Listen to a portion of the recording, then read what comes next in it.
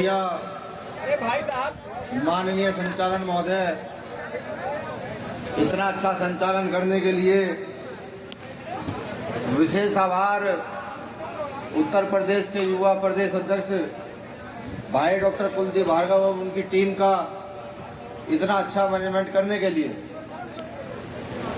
आप सबका भी आभार कि आप सब लोग यहाँ आए और इस कार्यक्रम को सफल बनाने के लिए, कार्यक्रम क्या कहूँ, यहाँ की संघीय व्यवस्था के मुंह पर, गैर बराबरी की व्यवस्था के मुंह पर समानता और बराबरी का चाटा मारने के लिए आए। आप सबका भी शुक्रिया, आभार। मैं नवाबों की इस नगरी को नमन करता हूँ, वंदन करता हूँ। मैं इस नगरी को नमन करता हूँ जहाँ बेगम हजरत जहाँ ने अपना राजपाट छोड़ करके आजादी के आंदोलन में सशस्त्र विद्रोह करने का काम किया। मैं नमन वंदन करता हूँ जहाँ सूफी संत बड़े पैमाने पर बसते हैं और अमन और चैन की दुआएं मांगते हैं। मैं उस लखनऊ की नगरी को नमन वंदन करता हूँ। मैं आज विशेष आभार करता हूँ मौलाना कलवे जवाद साहब का, जो उन्होंने हमारे इस निवेदन पर गौर फरमाया और जो लड़ाई आज इस देश के साथ साथ विश्व में चल रही है, आतंकवाद की लड़ाई। आतंकवाद को समझिए क्या है। आतंकवाद किसी व्यक्ति, किसी मजहब का नाम नहीं है। गरीब मजलूम पर शोषण करना ही आतंकवाद है।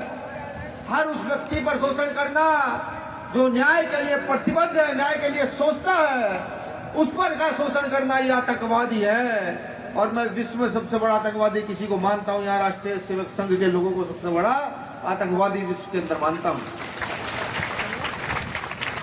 तो मैं मौलाना साहब आपका शुक्रिया अदा करता हूं, झुककर सलाम पेश करता हूं कि जो इस लड़ाई में आपने भीम आर्मी का कंधा मजबूत करने का काम किया।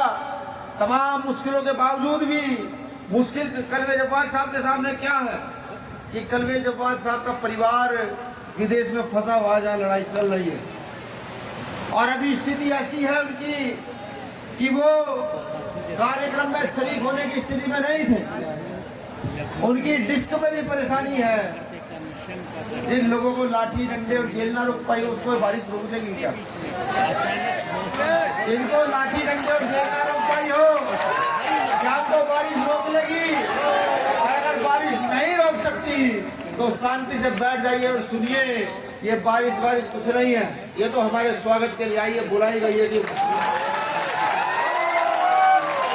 ये मौलाना साहब ने दुआ पढ़ी थी। अभी गर्मी बहुत ज्यादा है, कुदरत कुछ ऐसा करेगी गर्मी कम हो जाए, तो ये मौलाना साहब की दुआ कबूल हो, ये तो परेशान मत होइए।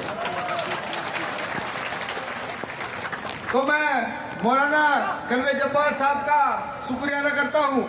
मौलाना रजा हैदर साहब का भी शुक्रिया अदा करता हूँ। मेरी आज चंद बातें उनसे हुई, मुझे लगता है कि मुझे उनके साथ 1-2 घंटा बैठना चाहिए और बैठकर सीखना चाहिए। बहुत सारा उनके ज्ञान के पिटारे में बहुत कुछ है। मकसूद अंसारी साहब का भी मैं शुक्रिया अदा करता हूँ। सैयद बाबर अरफल साहब का भी शुक्रिया अदा करता हूँ, कारी साहब का। मोहम्मद शरीफुल हसन साहब का भी शुक्रिया अदा करता हूँ। जरीफ अली साहब, जाहिद अली साहब का भी शुक्रिया अदा करता हूँ। सलाम पेश करता हूँ।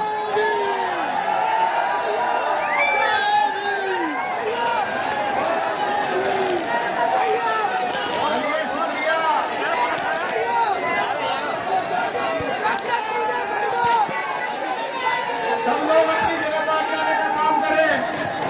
5 मिनट सुबह फिर हमारे मौलाना साहब भी आपका मार्गदर्शन करेंगे।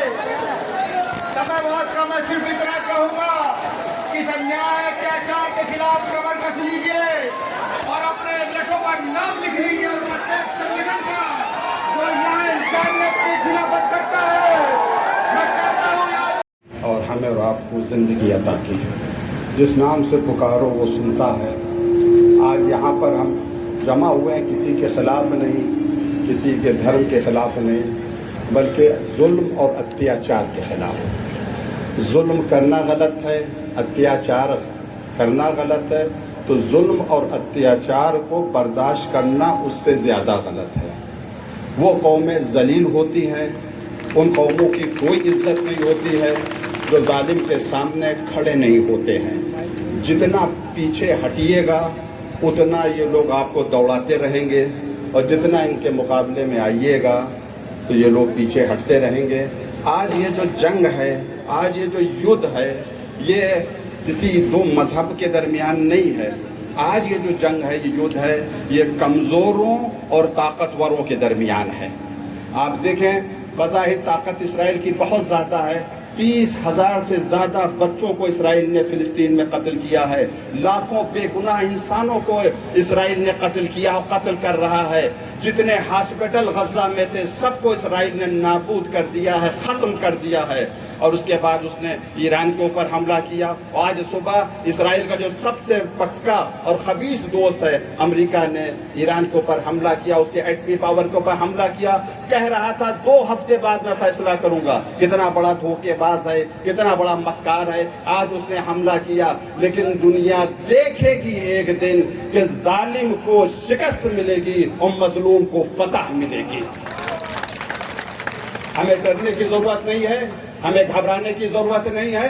हमारे पास सबसे बड़ी दौलत है जो हमसे कोई नहीं छीन सकता, वो हमारा ईमान है, वो हमारी शराफत है। हमें देखना सिर्फ यह है कि हमारे सीने में ज्यादा ताकत है या इनकी गोलियों में ज्यादा ताकत है।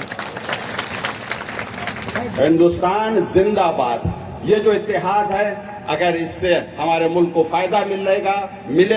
अगर कोई फितना है तो हम अपने ऊपर वाले से ये दुआ करते हैं हमें हर फितने से महफूज रखे। हमारे नायब इमाम जुमा आसमी मस्जिद सैयद रज़ा हैदर साहब, आप देख रहे हैं कि जो देश का माहौल है, दलितों को मुस्लिमों को आपस में लड़ाया जाता है और उसके बाद फिर जब दो अलग हो जाते हैं तो उनको अलग अलग करके मारा जाता है। ये देश की राजनीति पिछले 78 साल से चली आ रही है। आपने अभी देखा होगा जल्दी में एक कथित मुस्लिमों की हमदर्द पार्टी है उत्तर प्रदेश में, मैं नाम नहीं लेना चाहता। आपने देखा कि उन्होंने एक दलित सांसद को किस तरीके से बुलवाया और किस तरीके से उन पर जानलेवा हमले कराए। उसके बाद खुद महाराणा प्रताप सिंह की मूर्ति पर वो माल्यार्पण कर रहे हैं, पुष्प अर्पित कर रहे हैं। इससे ज़्यादा बेगैरती और बेशर्मी की बात हो नहीं सकती है। दूसरे आपने देखा अभी 2 दिन पहले उन्होंने अपनी प्रेस कॉन्फ्रेंस में कहा कि मैं मुस्लिमों के लिए खुलकर बोल नहीं सकता है। क्यों भाई, क्यों नहीं बोल सकते? आप मुस्लिमों का वोट तो खुलकर लेते हैं, खुलकर उनसे कहते हैं कि आप वोट दीजिए, लेकिन बोल नहीं सकते। आखिर क्या वजह है, क्यों नहीं बोल सकते? क्योंकि उन्हें डर है कि वो संघीय एजेंडे से किनारे ना हो जाएं। आज इसी संघीय एजेंडे के लिए, संघीय एजेंडे के खिलाफ, संघीय एजेंडे के विरुद्ध हम यहाँ पर सब एकत्र हुए हैं, सब इकट्ठा हुए हैं। आज हमें यहाँ से एक बहुत बड़ा संदेश देना है कि दलित मुस्लिम कल भी भाई थे, आज भी भाई हैं और भविष्य में भी भाई रहेंगे। ये इन राजनीतिक कथित हमारे हितैषी दल जो हैं, चाहे वो दलितों के हों चाहे वो मुस्लिमों के हों, उनको ये संदेश देना बहुत आवश्यक है कि हम कहाँ पर थे और कहाँ पर हैं। मैं इन 4 पंक्तियों के बाद अगले वक्ता को निमंत्रण दूंगा, आग्रह करूंगा कि भले ही एक बार होना चाहिए था, भले ही एक बार होना चाहिए था, किसी से प्यार होना चाहिए था। और खड़े हैं वो गुलामों की सफ़ों में, खड़े हैं वो गुलामों की सफ़ों में जिन्हें सरदार होना चाहिए था, खड़े हैं वो गुलामों की सफ़ों में जिन्हें सरदार होना चाहिए था। और जो सच है छुपा लेती हो मुझसे, तुम्हें अखबार होना चाहिए था। मीडिया का रोल भी आज इतना गंदा हो चुका है कि जहाँ किसी दलित पर, किसी मुस्लिम पर कहीं अत्याचार होता है तो मात्र 4 लाइन, अधिक से अधिक 6 लाइन, वो भी अगर बहुत बड़ी घटना घटती है तो, अन्यथा कहीं सफ़े पर दिखती नहीं है। और वहीं दूसरी तरफ किसी गैर जाति का, खुल के मैं कह दूँ निसंकोच, किसी ब्राह्मण का, किसी ठाकुर का, किसी गुप्ता का कोई हल्की सी भी कहीं खरोच भी आती है तो मीडिया फ्रंट पेज पे वो बड़ी लाइन 6 कॉलम की और 8 कॉलम की खबर छपती है। यही नहीं, 24 घंटे जितने इलेक्ट्रॉनिक चैनल हैं सब उसी खबर को रिपीट करते रहते हैं। मैं इसी के बाद अगले वक्त हमारे बड़े भाई डॉक्टर कुलदीप भार्गव जी यहाँ मौजूद हैं, मैं उनसे आग्रह करूंगा वो तशरीफ लाएं और आपको संदेश दें। भैया जिंदाबाद, भैया जिंदाबाद।